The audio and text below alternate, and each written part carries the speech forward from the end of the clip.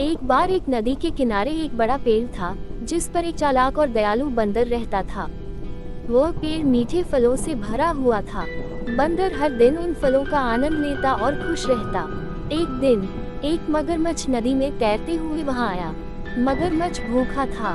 बंदर ने उसे देखा और पेड़ से कुछ फल तोड़कर मगरमच्छ को दिए। मगरमच्छ ने फल खाए और बहुत खुश हुआ। दोनों अच्छे दोस्त बन गए।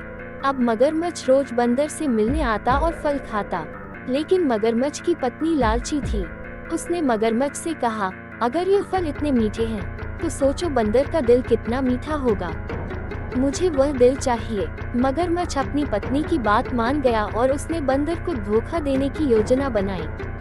एक दिन उसने बंदर से कहा, मित्र, मेरी पत्नी ने तुम्हें खाने पर बुलाया है। चलो मेरी पीठ पर बैठो, मैं तुम्हें नदी पार ले चलता हूँ। बंदर खुश होकर मगरमच्छ की पीठ पर बैठ गया। नदी के बीच में मगरमच्छ ने सच्चाई बताई और कहा, मैं तुम्हारा दिल लेकर अपनी पत्नी को दूंगा। बंदर समझ गया कि यह खतरा है, लेकिन उसने अपनी बुद्धि का उपयोग किया। उसने कहा, ओह, तुमने पहले क्यों नहीं बताया? मेरा दिल तो पेड़ पर ही रह गया है। मुझे वापस ले चलो, मैं अपना दिल ले आता हूँ।